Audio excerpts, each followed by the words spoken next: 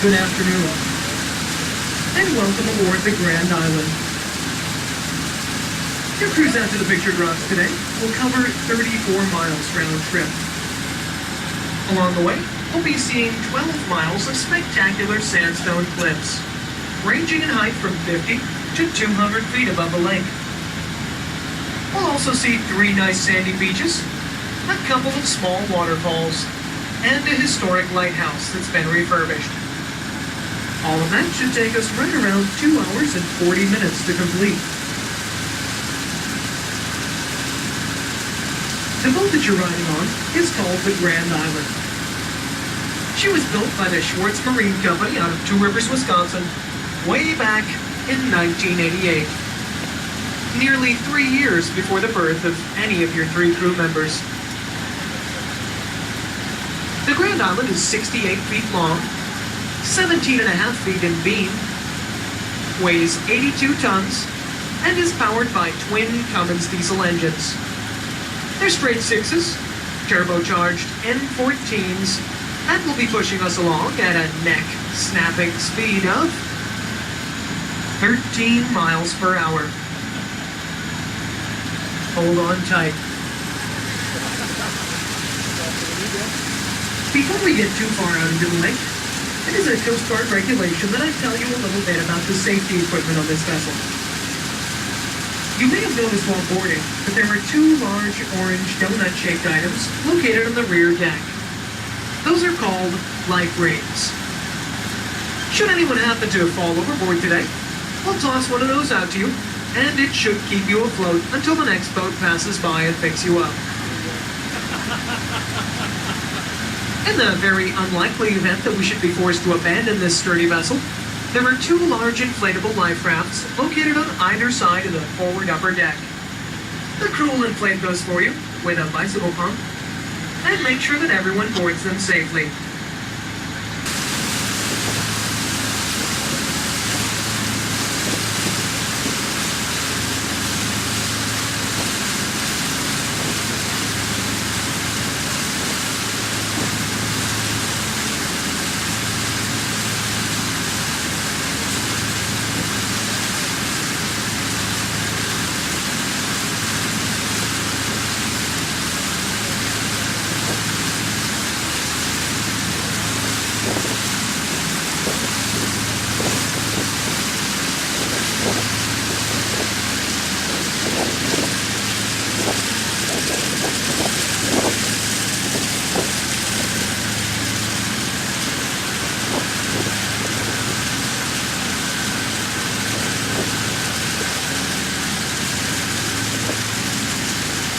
The large island at the mouth of the harbor is called Grand Island. Grand Island is 8 miles long by 4 miles wide. There are 14,700 acres of land over there, as well as 2 inland lakes.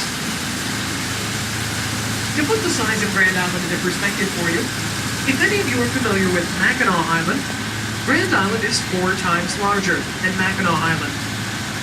It's roughly the same size as Manhattan Island in New York, and Belle Isle, that sits in the Detroit River, could fit into one of the lakes over on Grand Island.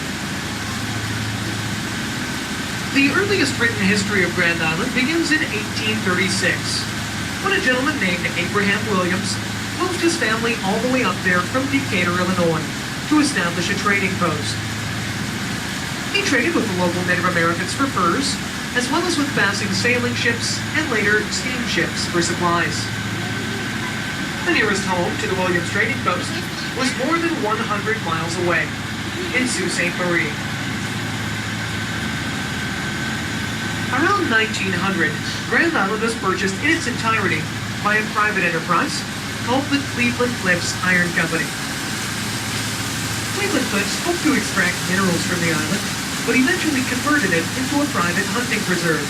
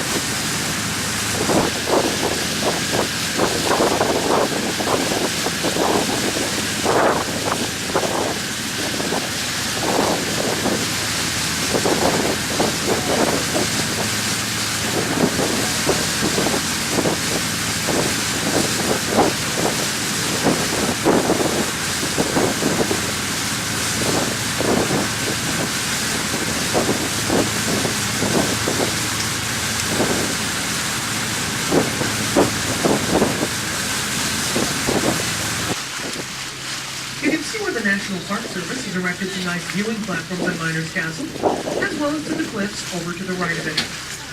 There's also quite a nice park up there, complete with grills, picnic tables, and a facilities building. This is the only rock formation that we'll see today to which you can drive by car. To get out here, take H58 eastbound of Munising and follow the road signs to Miners Castle.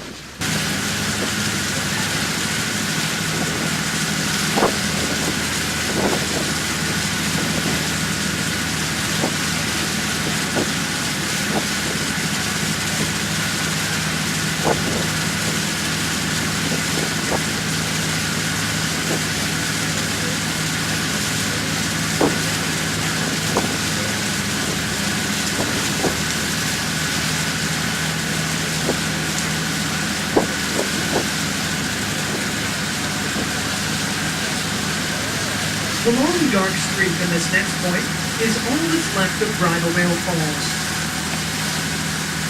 Bridalveil Falls runs quite heavily in the early springtime, but by mid-June, it dries up completely. The falls once ran year-round, until about 15 years ago, a family of beavers built a dam on the creek that feeds the falls. Now they dry up for most of the summer. These next three large coves are called the painted coves. Remember your colors? Reds, yellows, browns, oranges, and purples are from iron. Blues and greens are from copper. Blacks are from manganese. And whites are from calcium. You can see that this first cove is covered in iron.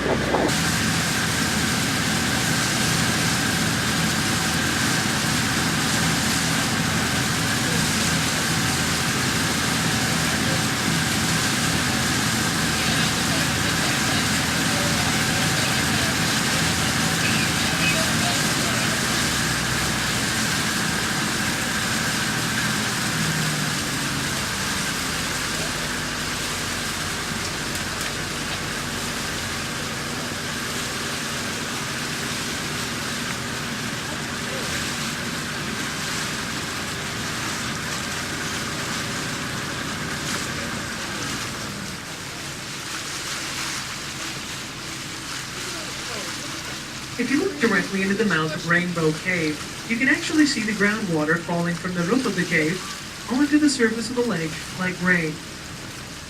It rains in Rainbow Cave. That groundwater flows year-round, and during the winter forms some spectacular, colorful icicles. In the upper right-hand corner of the cave, you can see a streak of turquoise. That's a great example of the copper staining that I mentioned earlier.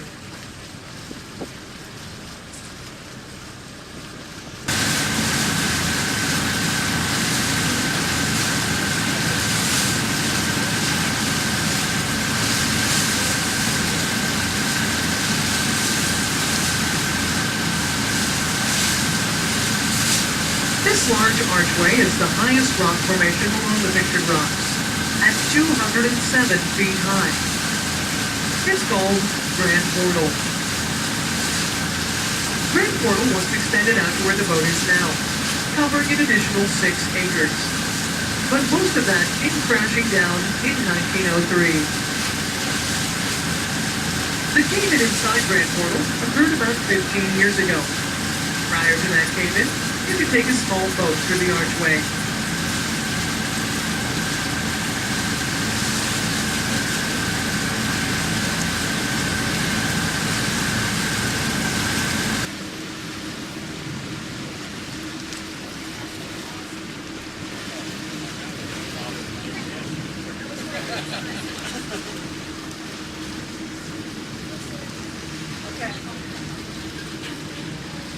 pool.